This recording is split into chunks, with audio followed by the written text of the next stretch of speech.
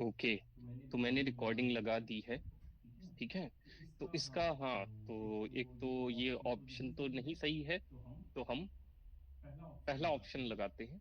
आप पहला बता रहे थे, पहला सही है। ठीक है, सो सेव टाइम एंड मनी, ये तो राइट आंसर है, मतलब राइट, इस जो है स्टेटमेंट सही है। दूसरा, यूजफुल फॉर लार्ज सैंपल, वो भी सही है, क्योंकि जितने, मतलब आप क्वेश्चन ऐड बनाते जाओ तो लार्ज सैंपल के लिए अच्छा रहता है, आराम से पता चल जाता है क्या चीज है। कोई ट्रेंड इन्वेस्टिगेटर चाहिए नहीं, तो बी सी डी अपने आप एलिमिनेट हो जाएंगे। ठीक है, क्योंकि तीनों में जो है थर्ड है। ठीक है, and free from the research bias, ये है। ठीक है, तो ये नेक्स्ट क्वेश्चन की ओर चलते हैं। Arrange the following keyword. Okay, मेरी वॉइस तो क्लियर है ना, और स्क्रीन भी क्लियर है आप दोनों को? हाँ, तो ये क्वेश्चन देख लीजिए, क्रोनोलॉजिकल ऑर्डर में लगाना है आपको। मॉडर्नाइजेशन थ्योरीज दे रखी हैं पब्लिकेशन के अकॉर्डिंग, अलग अलग थिंकर्स की। थोड़ा सा डिफिकल्ट हो सकता है, क्योंकि कुछ इसी तरह के क्वेश्चंस नेट में भी आते ही हैं, ऐसे में से, मतलब उसी में से एक क्वेश्चन ये भी यहाँ पे है।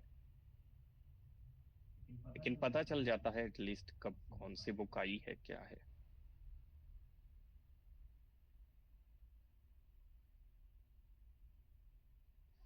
सर इसमें फर्स्ट ऑप्शन मुझे लग रहा है।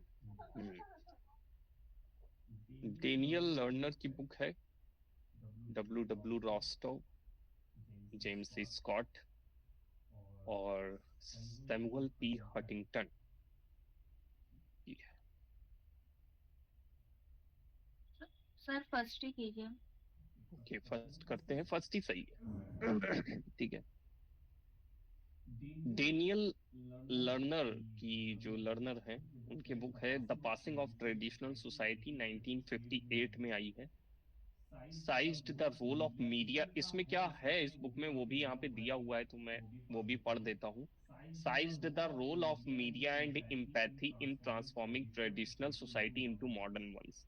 ये जो बुक है इनकी, the passing of traditional society, इस बुक में ये दिया हुआ है कि कैसे, क्या रोल है मीडिया का, और क्या इम्पैथी रहती है, क्या मतलब एक, जो आप जानते ही हैं कि जुड़ाव होता है ट्रांसफॉर्मिंग ट्रेडिशनल सोसाइटी से मॉडर्न वन में, मीडिया का क्या उसमें रोल रहा है, वो बताया है इसमें डेनियल लर्नर ने। The stages of economic growth, 1960 में डब्ल्यू डब्ल्यू रॉस्टोव की बुक आई है। उसमें आउटलाइन किया है a linear model of economic develop. कई बार ये क्वेश्चन भी पूछ लिया जाता है कि किसने linear model of economic development की बात करी है, तो डब्ल्यू डब्ल्यू रॉस्टोव भी है। ठीक है, in 5 stages, a corner stone of modernisation theory. ठीक है, तो लीनियर मॉडल जो बताया है वो डब्ल्यू डब्ल्यू रॉस्टो ने इकोनॉमिक डेवलपमेंट का बताया था 5 स्टेजेस में। Political order in changing society, 1968, Huntington की बुक है, सैमुअल पी हटिंगटन। इन्होंने क्रिटिक किया था मॉडर्नाइजेशन थ्योरी को इस बुक में, optimism by stressing the importance of political stability and institutional development. उन्होंने इस ऊपर, मतलब इस बात पे जोर देने की कोशिश करी है कि क्या आवश्यकता है, क्या इंपॉर्टेंस है पॉलिटिकल स्टेबिलिटी की और इंस्टीट्यूशनल डेवलपमेंट की। उस ओर इसमें जोर दिया है कि किस तरीके से पॉलिटिकल चीजें जो है सोसाइटी को चेंज करती हैं, और इंस्टीट्यूशनल डेवलपमेंट भी काफी अहम रोल प्ले करता है उसको करने में। Modernisation and discontent, 1972, James C Scott की बुक है। इसमें ये एग्जामिन करते हैं how rapid modernisation can lead to alienation and resistance, especially among rural communities. वही, जैसे जैसे मॉडर्नाइजेशन बहुत तेजी के साथ बढ़ रहा है, वैसे वैसे एलिनेट भी हो रहा है समाज। ठीक है, एलिनेट भी हो रहा है एक इंडिविजुअल इंसान। तो वो चीज इन्होंने इसमें दर्शाई है, साथ ही साथ बताया है कि कैसे रूरल कम्युनिटीज से बहुत ज्यादा ये देखने को मिल रहा है। ठीक है, तो ये है। अब नेक्स्ट क्वेश्चन की ओर चलते हैं, ये क्वेश्चन हो गया है। ओके, क्रोनोलॉजिकल ऑर्डर में लगाना है यूर्गेन हेबरमास की पब्लिकेशन को।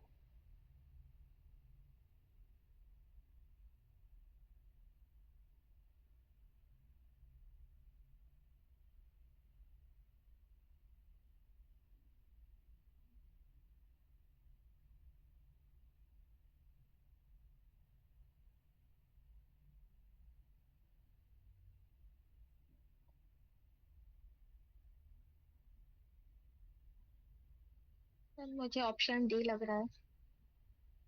Okay, option D. Yes sir, D ही कीजिए। देखते हैं करके, शायद लेकिन सही नहीं है ये।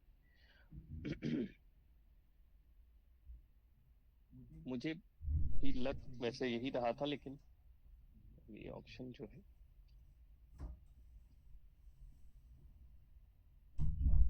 सर फर्स्ट कीजिए। हाँ फर्स्ट सही है, ठीक है। Structural transformation of the public sphere, ये इनकी 1962 में आई है। फिर नॉलेज एंड ह्यूमन इंटरेस्ट 1968 में आई है। The theory of communicative action 1981 में। Moral consciousness and communicative action 1983 में। तो इनकी जो पहली बुक है the structural transformation of the public sphere, जो कि 1962 में आई है, इसमें इन्होंने एनालाइज किया था the emergence and decline of the bourgeois public sphere. कैसे इमर्ज हुआ, कैसे डिक्लाइन हुआ बॉर्जुआ का पब्लिक स्फीयर, उसको एनालाइज किया था इसमें। दूसरा 1968 में नॉलेज एंड ह्यूमन इंटरेस्ट में प्रपोज्ड करते हैं that knowledge is shaped by human interest. ठीक है, नॉलेज जो होती है वो शेप्ड करी जाती है ह्यूमन के इंटरेस्ट से, और इसमें इंट्रोड्यूस्ड किया था 3 नॉलेज कॉन्सिक्यूटिव इंटरेस्ट को। ठीक है, theory of communicative action major theoretical work है that develop the concept of communicative rationality, communicative rationality के कंसेप्ट को इसमें बताया है। मॉरल कॉन्शियसनेस और communicative action explore discourse ethics and moral reasoning in modern society. Modern society में moral reasoning और discourse ethics का क्या रोल है वो एक्सप्लोर किया था इसमें। ओके, ये क्वेश्चन जो है केस स्टडी वाला है, तो आप इसको पहले पढ़ लें अच्छे से, उसके बाद हिंदी में देखना होगा जैस्मिन, तो आप बताना, हिंदी में भी हम इसको दिखा देंगे, पहले इंग्लिश में पढ़ लें इसको।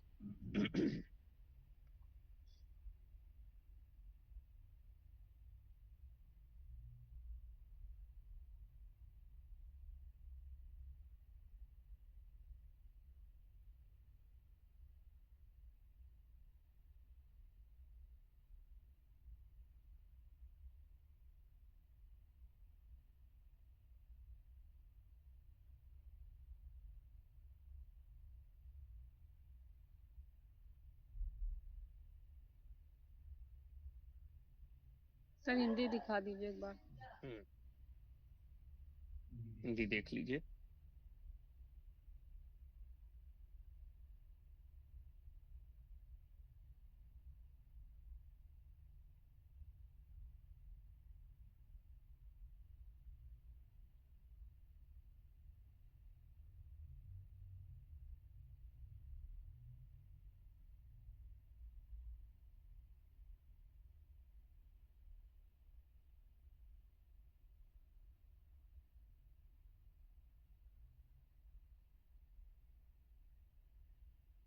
सर इसमें मुझे ऑप्शन फर्स्ट लग रहा है।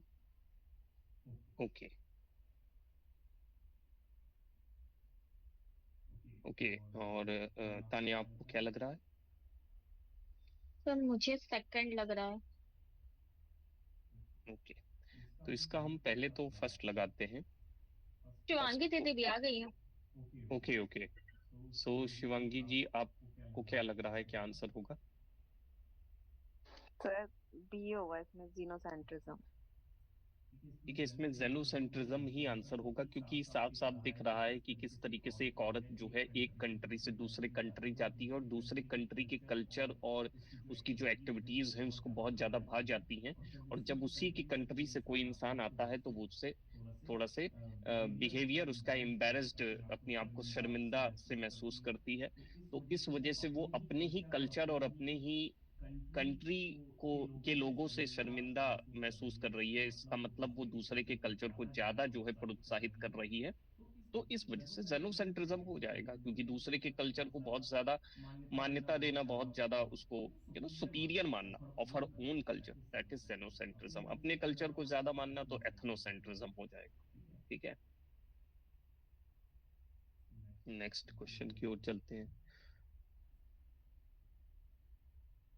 Radha Kamal Mukherjee, understanding of modernisation and social change, कौन सा ऑप्शन मैच करेगा?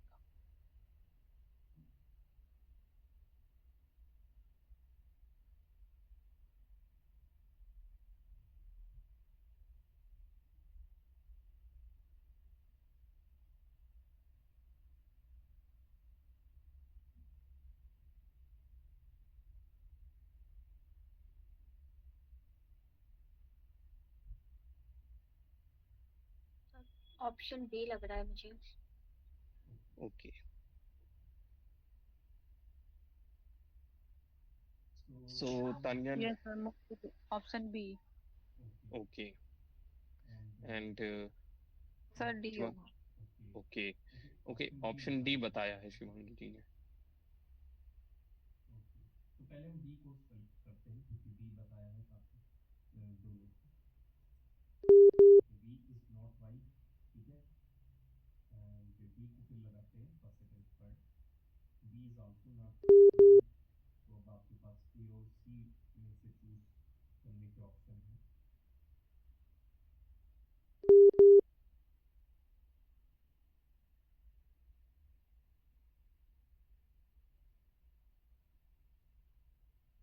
ओके, तो हम ए को लगाते हैं, देखते हैं ए सही है कि नहीं। ए सही है। First, second and fourth is the right answer. तो आइए देखते हैं ये क्वेश्चन एक हाँ, चीज एक बताइए, जैसे इसमें लिखा है क्वेश्चन में कि हमें मॉडर्नाइजेशन एंड सोशल चेंज, जो सेकंड ऑप्शन है कल्चरल कॉन्टिन्यूटी, तो मतलब हो गया है ना पहले से और अब में, तो सेकंड मैंने ऑप्शन पता नहीं मुझे कल्चर थोड़ा सा वो कर कंटिन्यूटी रहा इस टाइप से हाँ, बताया, ये कंटिन्यूटी का हाँ, सही सही हिंट आप ऑप्शन होता।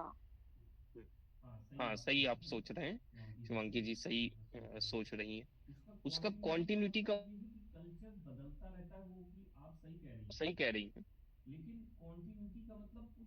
लेकिन कॉन्टिन्यूटी का मतलब कुछ चेंज होता रहता है, चलता रहता है। ठीक है, इस वजह से सेकंड ऑप्शन सही। आइए उसको हम थोड़ा सा समझते हैं कि इन्होंने क्या एक्सप्लेनेशन दिया है। पहला वाला करेक्ट है। Modernisation doesn't just bring economic और टेक्नोलॉजिकल चेंज। वो जानते थे, जैसे हमने पढ़ा भी है राधा कमल मुखर्जी जी को, कि जब वो मॉडर्नाइजेशन की बात करते हैं तो सिर्फ मॉडर्नाइजेशन को टेक्नोलॉजी या इकोनॉमिक बेस से चेंज को बताते नहीं है, कि आर्थिक रूप से या जो है आधुनिक रूप से सिर्फ बदलाव नहीं आ रहा है, बल्कि तकनीकी और आधुनिकता एवं आर्थिक स्थिति के साथ साथ जो है there is also a value system change, because if the new technology come in force or in in the society, then family, religion, authority, everything was changed। क्योंकि कोई भी नई टेक्नोलॉजी जब आती है सोसाइटी में, तो सोसाइटी के अंदर सिर्फ टेक्नोलॉजिकल नहीं, उसकी वैल्यू भी चेंज हो जाती है, उसका बिहेवियर भी चेंज हो जाता है। ठीक है, लोगों का सोचने और समझने का तरीका भी चेंज होता है। तो उसके ऊपर इन्होंने बताया था, इसलिए पहला तो करेक्ट है। दूसरा जो है, even though the society change, Mukherjee said, traditions doesn't disappear overnight. अगर कोई नई टेक्नोलॉजी और कोई नई अर्थव्यवस्था आ रही है आधुनिकता की वजह से, तो उसका मतलब ये नहीं है कि रातों रात जो है आपका जो ट्रेडिशन है वो पूरी तरीके से समाप्त हो जाएगा, ऐसा कुछ नहीं है। वो मानते थे कि कल्चर के पैटर्न्स बनते हैं और वो धीरे धीरे उसमें थोड़े थोड़े लेवल पे चेंज आते रहते हैं, जिसको कल्चरल कॉन्टिन्यूटी कहते हैं। ठीक है, वो ब्लेंड होता रहता है, यानी पुराने कल्चर पुरानी चीजों के साथ नई चीजें मिलती रहती हैं और आगे चलती रहती है। तो नई नई फॉर्म की चीजें आती रहती हैं कल्चर में, तो ये उनका मानना था, इसलिए दूसरा वाला भी करेक्ट है। तीसरा वाला रॉन्ग है. It did not support the Western idea that all society move in one straight line from primitive to modern. वो इस आइडिया में बिलीव नहीं रखते थे कि सोसाइटी एक तरफा चलती है, यानी कि ट्रेडिशन से मॉडर्न ही जाती है. लीनियर यूनिलीनियर प्रोग्रेस नहीं होता है. सोसाइटी का मल्टी लीनियर प्रोग्रेस होता है, मतलब कई दिशाओं में प्रोग्रेस होता है. और वो बिलीव करते थे कि सोसाइटी कई तरीके से चेंज होती है, जैसे कि अभी हमने बताया ही कि आर्थिक रूप से, तकनीकी रूप से, साथ ही साथ वैल्यूज की चेंज होगी. ठीक है. और एक कल्चर दूसरे कल्चर से ब्लेंड होगा. तो वो कई तरीके, इसीलिए इनको मल्टी डिसिप्लिनरी अप्रोच थिंकर भी कहा जाता है. And fourth is also right, his approach was rooted in the ethical idealism. तो इथिकल जो आइडिया है उसके ऊपर भी मतलब इनका था कि मानना था कि जैसे कि मॉडर्नाइजेशन, अगर आधुनिकता आई है तो should focus on human welfare, morality, harmony, not just material progress. Material progress के ऊपर जैसे इनका मानना था कि कोई भी नई चीज अगर मॉडर्नाइजेशन में आ रही है तो सिर्फ और सिर्फ मतलब तकनीकी या मटेरियल का प्रोग्रेस नहीं हो रहा है, बल्कि साथ ही साथ वेलफेयरिज्म का भी प्रोग्रेस हो रहा है. यानी कि जैसे डिसेबिलिटी के लिए जो है अलग अलग मशीनें आ गई, तो जो लोग पर्सन डिसेबल हैं उसका प्रयोग करके आराम से प्रयोग कर सकते हैं. बहुत सारी ऐसी चीजें हैं जो वेलफेयरिज्म के लिए आती हैं, मोरालिटी के लिए आती है, हार्मनी के लिए आती है. तो इसलिए फोर्थ वाला करेक्ट हो जाएगा. ठीक है. तो राधा कमल मुखर्जी का ये हमने समझा मॉडर्नाइजेशन एंड सोशल चेंज के अकॉर्डिंग. ठीक है. नेक्स्ट. ओके ओके, ये क्वेश्चन भी असर्शन रीजन का है, तो आप इसको देखें.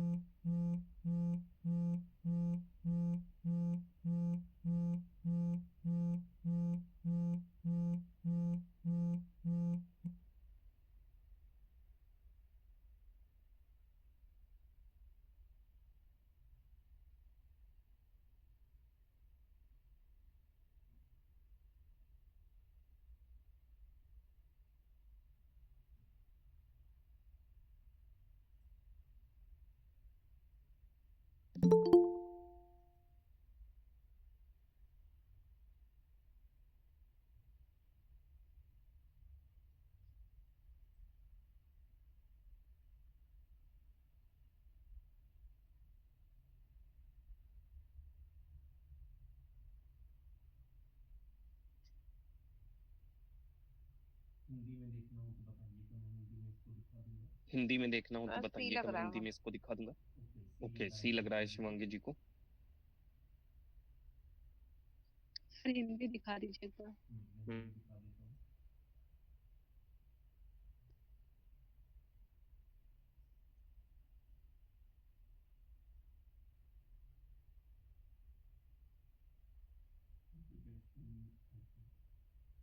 Okay, jasmine I think disconnect हो गई है. हिंदी उन्होंने कहा था देखने के लिए.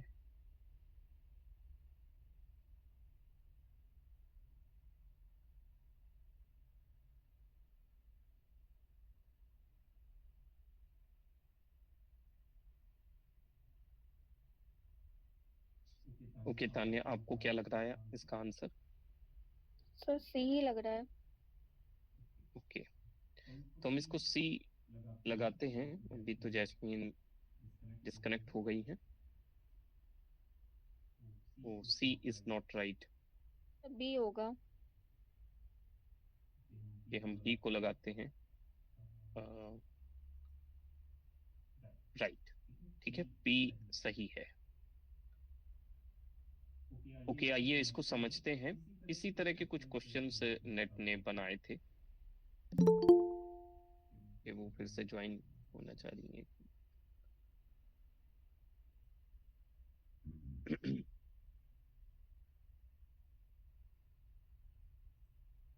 ओके, तो इसका जो आंसर है वो बी है. Parson argued that all social system must meet certain functional imperative. ये तो हमको पता है कि उस समाज के सोशल सिस्टम की बात करते थे और उसके एक इक्विलिब्रियम की बात करते थे, जिसके लिए उन्होंने एजाइल मॉडल इजाद किया था, एडॉप्शन गोल अटेनमेंट और इंटीग्रेशन एंड पैटर्न मेंटेनेंस। ठीक है, तो वो एजाइल मॉडल पूरा था, और उससे कहीं ना कहीं वो इक्विलिब्रियम और स्टेबिलिटी को बताने की कोशिश कर रहे थे समाज में, ठीक है, सरवाइव करने की। ये वाला ट्रू है। He also recognised the role of individual motivations including biological and emotional factors. उन्होंने बायोलॉजिकल और इमोशनल फैक्टर्स को इंक्लूड किया था इंडिविजुअल मोटिवेशन के रोल को रिकॉग्नाइज करने के लिए।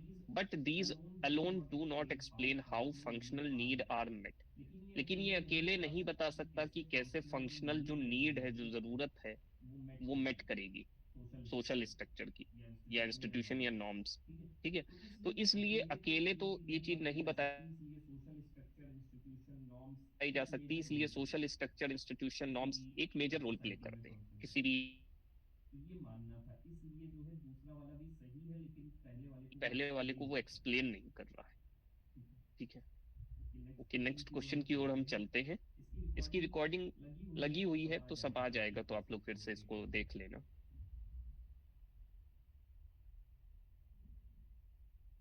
यस, ये असर्शन रीजन है। असर्शन रीजन इस बार नेट ने भी खूब पूछा, और मुझे चांसेस है कि बाकी जो भी एग्जामिनेशन अभी होने वाले हैं, चाहे असिस्टेंट प्रोफेसर का हो या उसमें असर्शन रीजन के चांसेस हैं, क्योंकि थ्योरेटिकल पोर्शन वाले जो सब्जेक्ट्स होते हैं उसमें असर्शन रीजन उनके लिए फायदा करता है, क्योंकि एक थोड़े डिफिकल्ट मतलब सोचने में थोड़ा समय लगता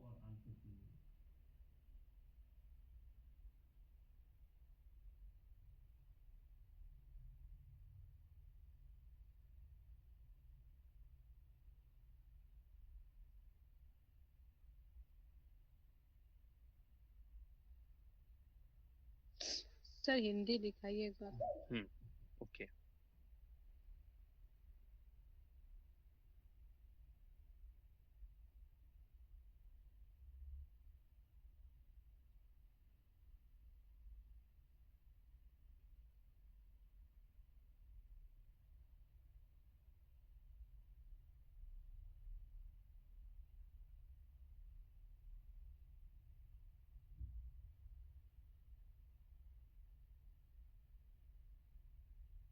सर बी लग रहा है इसका।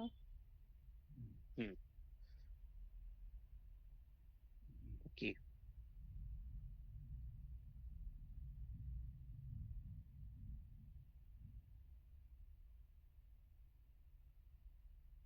यस, यस सर बी कीजिए। ओके। एंड शिवांगी जी, आपको भी बी ही लग रहा है? सर बी लगा दीजिए। ओके, बी को हम लगाते हैं। B is not right.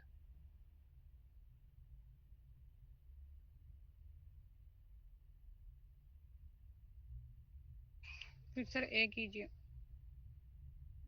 Okay, ए यहाँ पे सही है। आइए देख लेते हैं इसको। Radcliffe Brown pioneer of structural functionalism के पायनियर माने जाते हैं, जाने जाते हैं स्ट्रक्चर फंक्शनलिज्म के लिए। was deeply influenced by the natural science। बहुत ज्यादा इन्फ्लुएंस हुए थे नेचुरल साइंस से। he aimed to create a scientific sociology। उनका एम था कि वो क्रिएट कर पाए एक वैज्ञानिक जो है समाजशास्त्र, based on empirical observation and comparative method पे बेस्ड हो। ठीक है, तो ये एक तो उनका मानना था। तो assertion is true, he insisted on studying social structure as observable and pattern system। तो assertion true है कि वो इंसिस्ट करते थे स्टडिंग सिस्टम के अनुसार, क्योंकि he saw the comparative method as a tool to discover the general laws about how societies function। ठीक है, तो इस वजह से ये भी सत्य हो जाएगा, क्योंकि वो ऑब्जर्व करते थे कंपैरेटिव मेथड और एम्पिरिकल ऑब्जर्वेशन से, तो इसीलिए सही हो जाएगा, और उसको एक्सप्लेन भी करता है।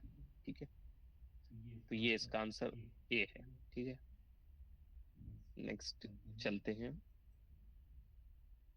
ओके, इसको मैं इंग्लिश में पहले दिखा देता हूँ। एनजीओ के ऊपर क्वेश्चन है।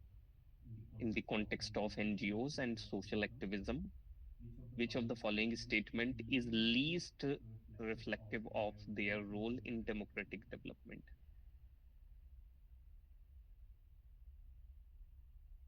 लीस्ट रिफ्लेक्टिव पूछा है, कम मतलब रिफ्लेक्ट करता है उनके रोल को डेमोक्रेटिक डेवलपमेंट में। लोकतांत्रिक जो जो है विकास होता है उसमें बहुत कम उसका इफेक्ट होता है एनजीओ या सोशल एक्टिविज्म का।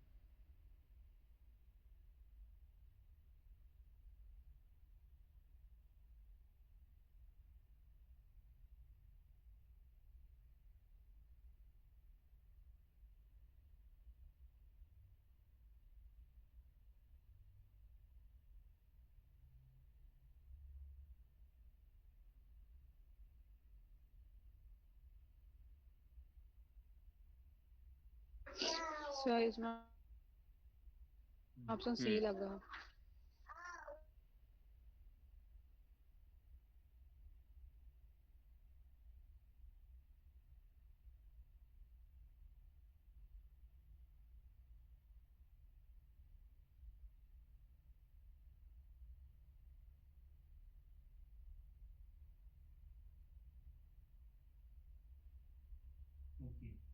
सर एक बार हिंदी दिखा मैं दीजिए। हिंदी दिखा देता हूँ।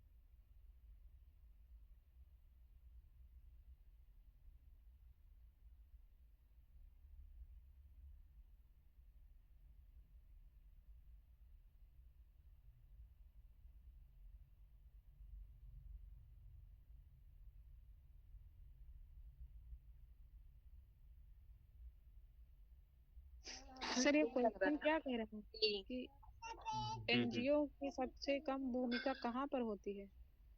हाँ, एनजीओ और सामाजिक सक्रियता के संदर्भ में आपको देखना है। और हाँ, कम जैसे जो उनकी भूमिका होती है सबसे कम कहाँ पे उनको प्रतिबिंबित होता है जो है अच्छा सर, तो वो मैंने सर सबसे लीस्ट। ज्यादा बता दिया। नहीं, देखते हैं कम सर। कम पूछा है, सबसे कम जो है आपको प्रतिबिंबित कहाँ पे होती है वो देखना है। फिर सर ए लग रहा है मुझे, फिर ए होना चाहिए। सर डी लग रहा है मुझे। ओके, शिवांगी जी को डी लग रहा है और जैस्मीन ने अपना ऑप्शन चेंज कर दिया, उन्होंने ए किया है।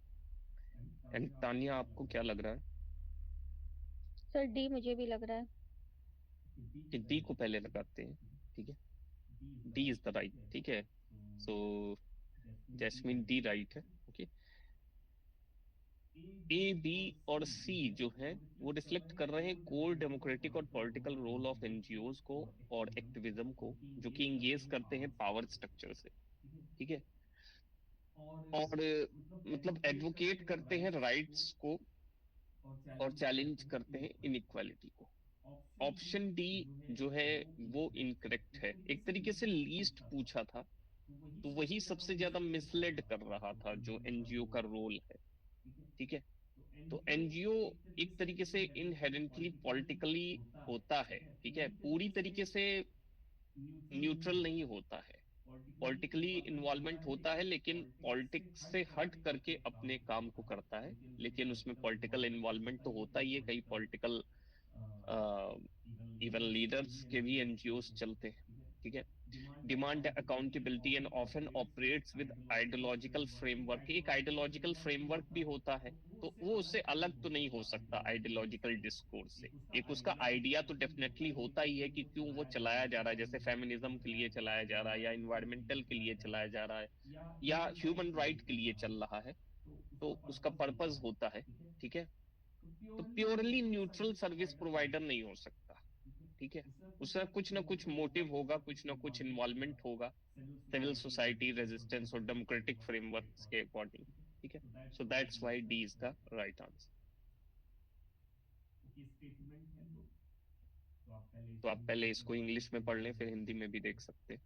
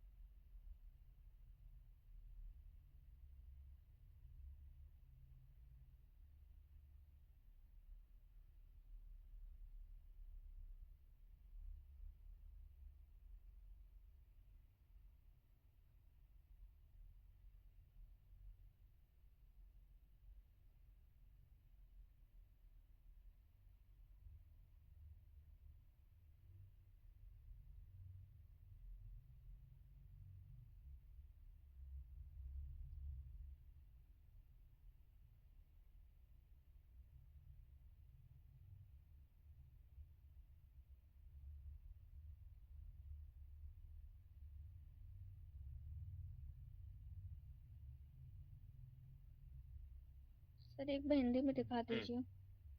ओके। ये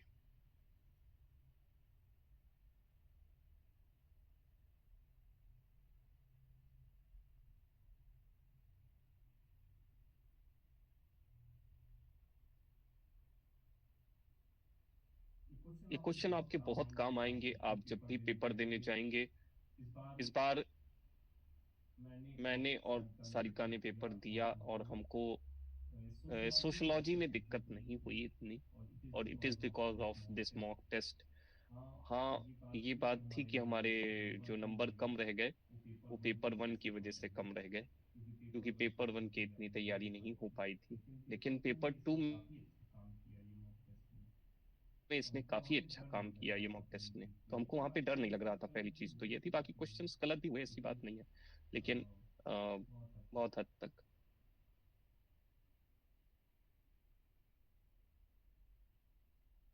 सर मुझे तो ऑप्शन ए लग रहा है। मुझे भी ए लग रहा है। और जैस्मीन आपको? तो हम इसके आंसर को लगाते हैं और देखते हैं क्या इसका सही है। सर मुझे ऑप्शन 2 लास्ट लाइन तो मुझे सही लग रही है, लेकिन स्टार्टिंग में ये कह रहा कि आधुनिकरण की प्रक्रिया से संबंधित है, इस पे डाउट है थोड़ा। ओके, चलिए पहले हम ऑप्शन ए को लगाते हैं, क्योंकि दो लोगों ने चूज किया है। ऑप्शन ए ही सही है, ठीक है। तो statement 1 and 2 both are right. Rural sociology studies the life, behavior and institution of people in rural area. जो ग्रामीण क्षेत्र में लोग रहते हैं उनका स्वभाव, वहाँ के इंस्टीट्यूशंस, वहाँ के जीवन, उस सब को स्टडी करता है rural sociology. It examines how rural communities function and how they are influenced by or interact with urban area.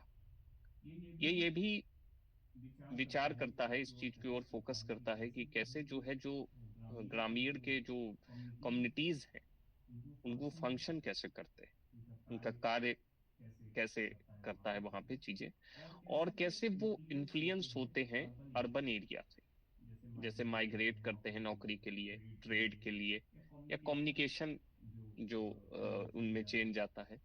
It also analyse the social structure like caste, family, kinship and village panchayat. Village panchayat हो गई, ग्राम सभा हो गई, ग्राम पंचायत हो गई, उन सभी को देखता है। फिर किनशिप, वहाँ के जो संबंध होते हैं उनको, और साथ ही साथ जो है वहाँ के फैमिली स्ट्रक्चर जो देखने को मिलता है, वो भी हमको इसमें पढ़ने को मिलता है रूरल सोशियोलॉजी में। दूसरा भी सही है स्टेटमेंट कि कैसे मॉडर्नाइजेशन की वजह से, टेक्नोलॉजी आने की वजह से एजुकेशन और पॉलिसी में चेंज आता है और उसका इम्पैक्ट पड़ता है रूरल एरिया पे, वहाँ की लाइफ पे, ठीक है। तो वही चीज यहाँ पे लिखी हुई है।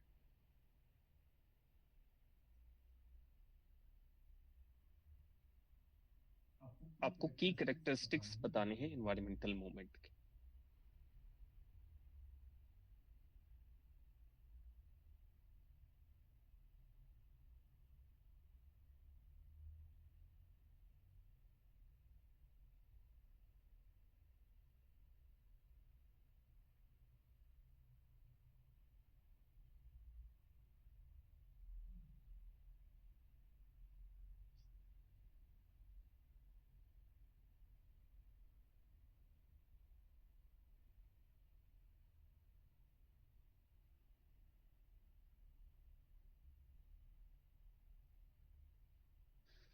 सर ऑप्शन बी मुझे लगा इसमें। ओके, हाँ सर, मुझे भी लग रहा है। यस मुझे भी लग रहा है।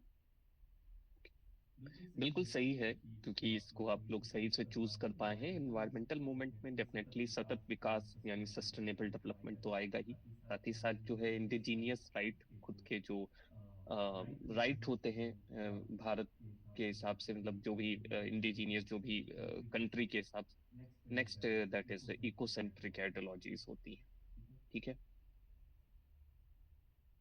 इन्वायरमेंट से ही ये भी स्टेटमेंट बनाया है, तो आप इसको पढ़ लें। इसी तरह का सेम स्टेटमेंट, मतलब कुछ हद तक इसी तरह का स्टेटमेंट हमको नेट में इस बार देखने को मिला था।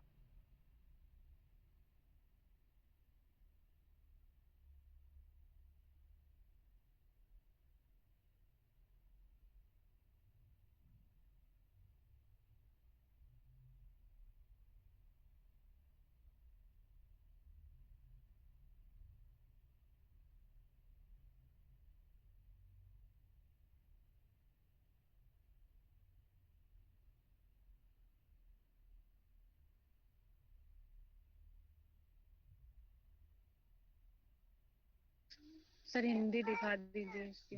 हिंदी दिखा देता हूँ।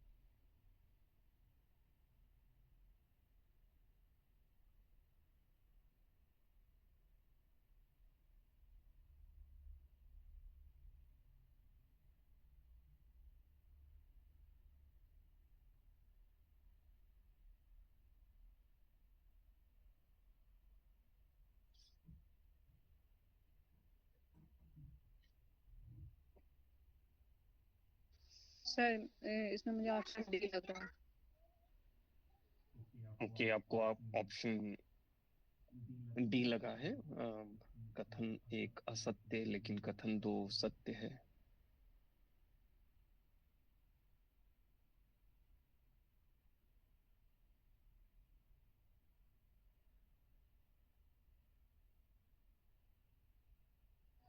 मुझे भी डी लग रहा है। ओके, हाँ सर ऑप्शन डी मुझे भी लग रहा तो हम ऑप्शन डी को लगाते हैं। ऑप्शन डी राइट है, और आप बिल्कुल सही। देखिए, जब ज्यादा मत आता है किसी एक कुछ मतलब ऑप्शन के ऊपर, तो अब ऑब्वियस सी बात है, ज्यादातर चांसेस होता है वो राइट होता है। स्टेटमेंट वन फॉल्स है। Environmental determinism over simplifies human environment interaction by assuming that environmental factors are the sole determinants of human behavior, ignoring cultural, social and individual agencies। False है ये, क्योंकि देखिए क्या है कि इन्वायरमेंटल डिटर्मिनिज्म जो होता है वो ह्यूमन इन्वायरमेंट के इंटरेक्शन को दर्शाता है, और उसमें कैसे इन्वायरमेंटल फैक्टर्स जो होते हैं वो कैसे डिटर्मिनेंट होते हैं, सोल डिटर्मिनेंट, एक अकेले डिटर्मिनेंट होते हैं ह्यूमन के बिहेवियर के लिए। जैसे इन्वायरमेंट चेंज होता है, ह्यूमन का बिहेवियर भी चेंज होता है। और ignoring culture, social and individual agencies, ठीक है, कैसे जो है इग्नोर कर देते हैं इन चीजों को, ठीक है। Next, statement two is true. Culture ecology as proposed by Julian Steward, Julian Steward ने कल्चरल इकोलॉजी दिया है, जो कि एम्फेसाइज्ड करते हैं the dynamic interaction between human societies and their environment. Human की जो सोसाइटीज होती हैं और उनके साथ जुड़ा हुआ उनका जो पर्यावरण होता है, उनसे कैसा उनका संबंध होता है और कैसे डायरेक्ट इंटरेक्शन होता है, उस चीज को बताते हैं कल्चरल इकोलॉजी में। Recognise the role of cultural adaption in shaping both societies and ecosystem. कैसे, मतलब ये जो कल्चर को आप अडॉप्ट करते हो, ठीक है, जैसे चीजों को अडॉप्ट किया जाता है तो कल्चर को भी हम अडॉप्ट करते हैं, तो सोसाइटी और इकोसिस्टम दोनों के दोनों चीजों को आप अडॉप्ट करते हैं। The concept of cultural ecology can be applied to various case studies such as agriculture practices of indigenous communities। Case study के हिसाब से अगर देखा जाए तो कल्चरल इकोलॉजी कई चीजों में प्रयोग करी जाती है, जैसे एग्रीकल्चर प्रैक्टिसेस में भी प्रयोग करी जाती है, जो कि एक वहीं के मूलभूत लोग जो है, कम्युनिटीज जो होती हैं उसको परफॉर्म करती हैं, तो वो जुड़ती हैं, खेती बाड़ी करती हैं, तो पर्यावरण से जुड़ाव रहता है उनका, ठीक है, इंटरेक्ट होते हैं। तो एक स्पेसिफिक इन्वायरमेंट कंडीशन में वो परफॉर्म करते हैं, जैसे बारिश आती है तो उस दौरान ही खेती बाड़ी किस तरह की करनी है, कैसा क्या करना है, वो सारी चीजें। और कैसे मॉडिफाई करना है इन्वायरमेंट के अकॉर्डिंग अपने आप को. So these all exactly cultural ecology का एक पार्ट है. ओके.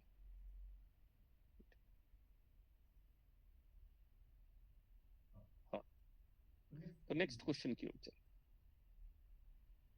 कुछ क्वेश्चंस और कर लेते हैं. यूर्गेन हेबरमास के ऊपर क्वेश्चन है. Which of the following is not key aspect of Jurgen Habermas concept of communicative action. इसे कौन सा नहीं है यूर्गेन हेबरमास के कंसेप्ट ऑफ कम्युनिकेटिव एक्शन का पॉइंट, आपको ये बता.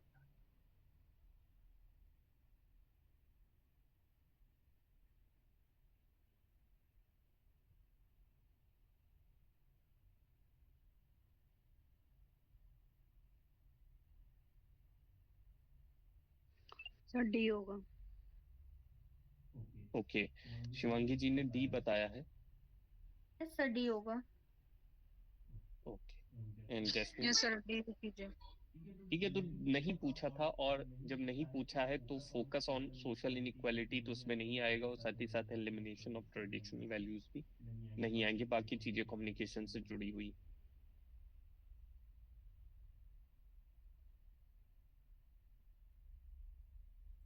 ये क्वेश्चन आप लोग पहले पढ़ें, फिर उसके बाद इसको हम देखते हैं इसका क्या आंसर हो सकता है.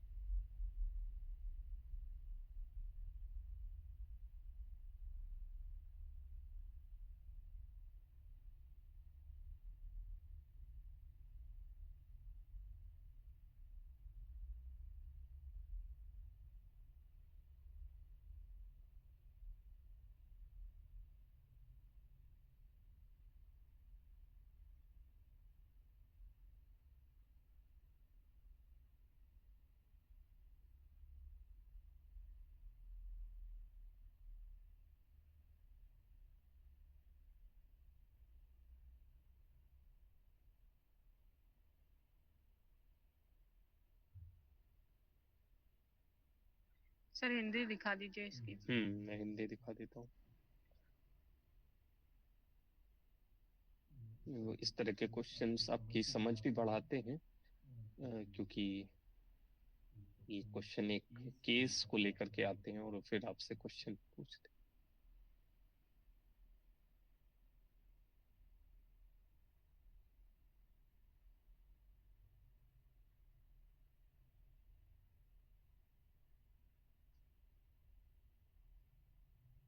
इसी तरह के क्वेश्चन हमारे मतलब अभी नेट में भी आए थे, जिसमें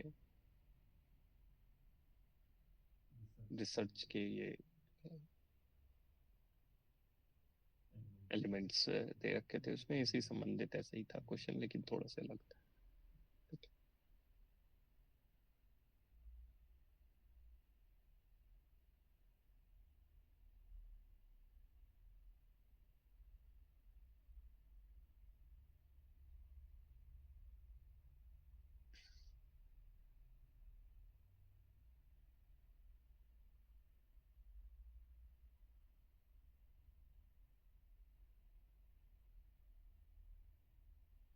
सर मुझे ऑप्शन थर्ड लग रहा है इसमें. नहीं बताते हैं थोड़ी देर में.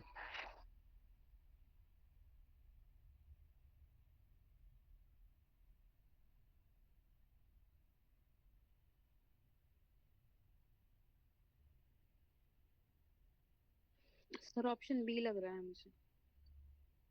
ओके, एंड ये मुझे भी लग रहा है. ओके. ओके जैस्मीन, आपको क्या लग रहा है? सर बी ही कीजिए, मुझे मैं इसमें श्योर नहीं हूँ. ओके, बी करते हैं. बी ही सही आंसर है. ठीक है, और सही चूज किया शिवांगी जी ने. सर्वे मेथड ही इसमें सही ऑप्शन है. ठीक है, और इसको मैं पढ़ता हूँ एक बार, फिर इसको देखते हैं. A sociologist is conducting a study to examine the relationship between the college students' study habit and their academic performance. एक सोशोलॉजिस्ट है जो कि स्टडी कंडक्ट करता है, और वो ये समझने की कोशिश कर रहा है एक रिलेशनशिप कॉलेज के स्टूडेंट्स का उनकी स्टडी हैबिट और उनका क्या परफॉर्मेंस आ रहा है एकेडमिक्स में। The researcher develop a structured questionnaire with both close ended and Likert scale question. दो तरह के क्वेश्चनायर क्रिएट करता है, एक क्लोज एंडेड क्वेश्चन और एक Likert scale question. The questionnaire is distributed to 500 students across different college. अलग अलग कॉलेजों के 500 स्टूडेंट को ये क्वेश्चनायर बांट देता है। Asking them about their daily study routine, the number of hours spent studying and their self reported grades। उनसे ये मांगता है कि अपने डेली स्टडी रूटीन को बताओ, कितने घंटे पढ़ते हो वो बताओ, और ये बताओ कि तुम्हारे ग्रेड्स क्या आ रहे हैं। After collecting the responses, the researcher analyses the data statistically to identify pattern and correlations between study habits and academic performance। उसके बाद वो स्टैटिस्टिकली इस डाटा को एनालाइज करता है और देखता है पैटर्न को और रिलेट करता है स्टडी हैबिट और एकेडमिक परफॉर्मेंस को।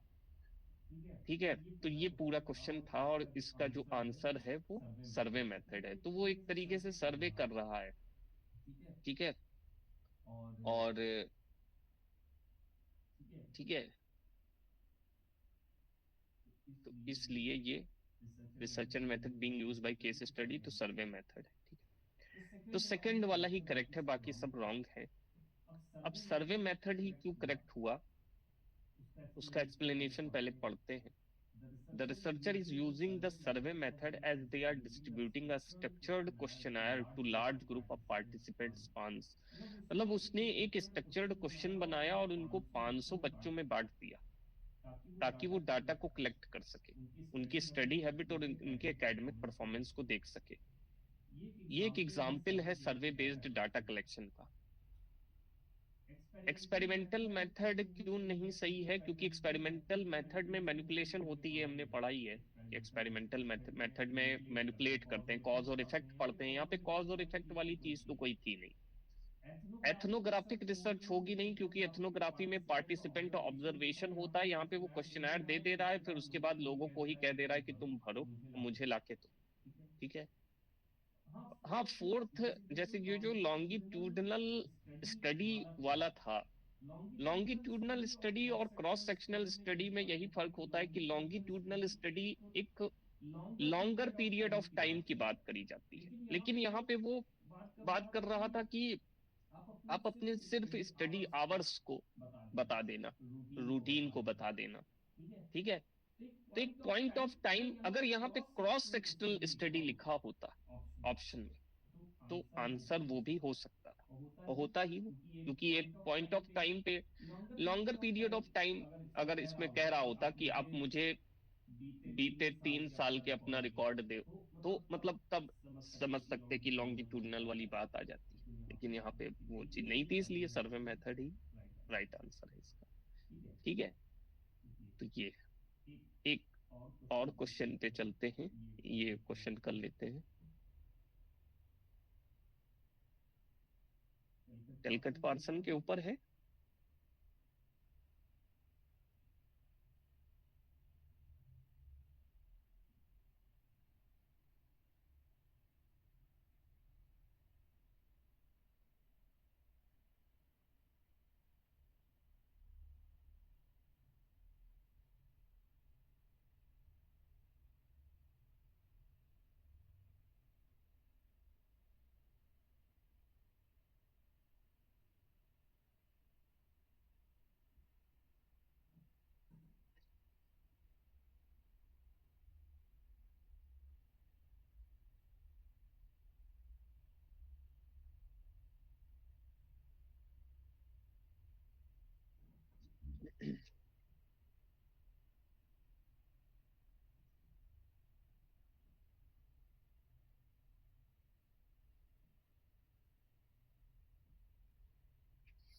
सर मुझे तो ऑप्शन ए लग रहा है। मुझे भी ये लग रहा है। Okay okay, yes yes sir, option A ही की। ऑप्शन ए ही राइट है।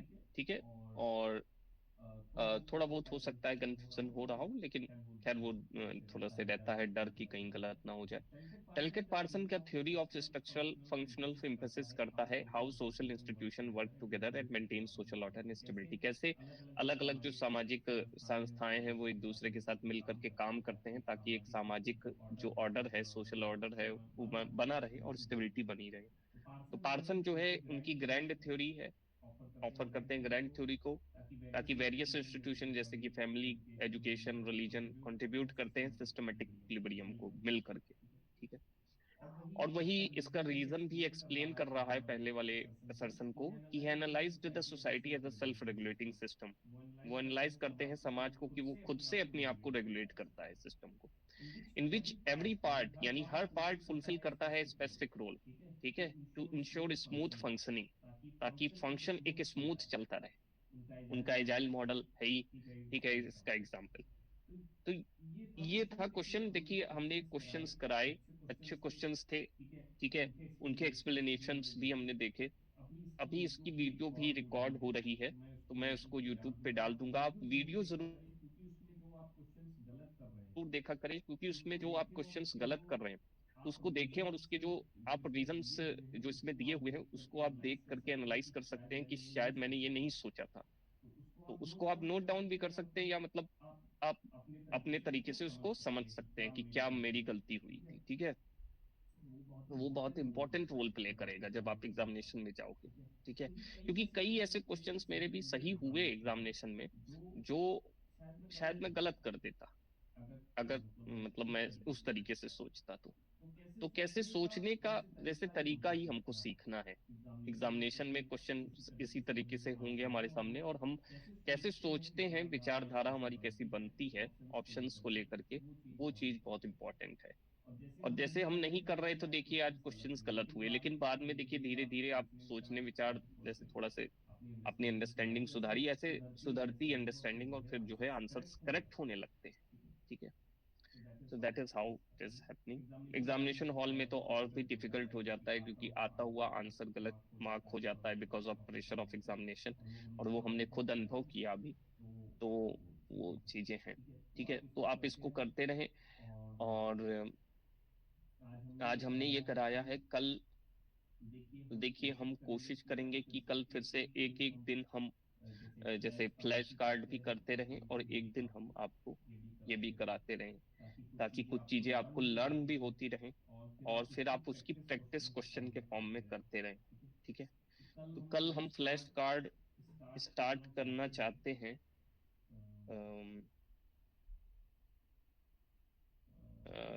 हम आप लोग तान्या, आपको क्या लगता है कौन से हम फ्लैश कार्ड स्टार्ट करें? जीके वाले कुछ फ्लैश कार्ड स्टार्ट करें कि सोशलॉजिकल फ्लैश कार्ड स्टार्ट करें? मुझे तो ऐसा लगता है कि लास्ट टाइम हमने जो है, अभी मुझे सर खैर देखना। हाँ अगर सब लोगों ने ये हेल्थ एजुकेशन वाला फॉर्म फिल किया है तो फिर जीके वाला ही स्टार्ट कर दीजिए आप। हाँ, हेल्थ एजुकेशन का तो मतलब जैस्मीन का और सारिका का तो मैंने ही फिल किया है। हाँ सर, बाकी तो फिर शिवांगी आप जी हाँ ये जीके वाला ही करिए अभी स्टार्ट। हाँ, तो मैं जीके वाला ही स्टार्ट करता हूँ, उसमें कुछ चीजें इंपॉर्टेंट भी हैं तो हमको करानी थी। इन्वायरमेंट से की बार हम स्टार्ट करते हैं तो जीके वाला भी हो जाएगा, और सब में इन्वायरमेंट आता है, चाहे हाँ जीके सर, पढ़ो वो चाहे। ठीक रहेगा हाँ, एनवायरमेंट वाला। क्योंकि इन्वायरमेंट के क्वेश्चन भी बहुत आ रहे हैं, और अच्छा रहेगा वो पढ़ना, क्योंकि उसके क्वेश्चन हर जगह आने वाले हैं, चाहे आप जीके पॉइंट ऑफ व्यू से देखो, चाहे सोशोलॉजिकल पॉइंट ऑफ व्यू से देखो, चाहे एप्टीट्यूड पॉइंट ऑफ व्यू से भी देख लो, तो भी एक दो क्वेश्चन जीके के मतलब इन्वायरमेंट के आ ही जाएंगे। तो इन्वायरमेंट से स्टार्ट करते हैं। ओके ओके, शिवांगी जी आपने फॉर्म फिलअप किया है हेल्थ एजुकेशन ऑफिसर का? नहीं सर, मैंने नहीं किया।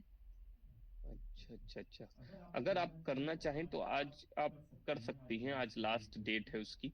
आज मैंने जैस्मीन का फिल किया है और सारिका का भी फिल हो गया है, तो दोनों का फिल हो गया है। और चाहे तो फिर फिल कर सकती है, ऐसा कोई बहुत जरूरी भी नहीं है, लेकिन आप अगर देना चाह रही हैं पेपर को तो आप फिल कर सकती हैं। हाँ, ओके ठीक है, तो चलिए ठीक है, अभी हम इसको यहीं पे वाइंड अप करते हैं। कल हम एनवायरनमेंट का फ्लैश कार्ड करेंगे, उसका मैं आपको लिंक सेंड कर दूंगा रेम नोट का, वो आप एक बार देख लेना करके परफॉर्म, फिर हम कल उसको परफॉर्म करेंगे थोड़ा सा। में ही भेज दीजिएगा अगर पॉसिबल हो तो। हाँ हाँ, नहीं अभी हम सेंड कर देंगे, एक बार देखना पड़ेगा, वो बने हुए हैं, उसमें कुछ बनाना ज्यादा खास है नहीं, तो हम फिर सेंड कर देंगे, शाम तक तो सेंड ही कर देंगे, हाँ 7-8 बजे। शाम में रात में आप मतलब रात तक ही कर दीजिएगा, फिर आप हाँ कल हाँ फिर वो याद नहीं हो पाते इतने जल्दी। हाँ हाँ हाँ, नहीं नहीं पूरे हमको करने भी नहीं है, लेकिन हाँ फिर भी हम रात तक कर देंगे। ठीक है, बिल्कुल ठीक है, ओके, तो हम यहीं पे वाइंड अप करते हैं सेशन को, फिर कल मिलते हैं और कल फ्लैश कार्ड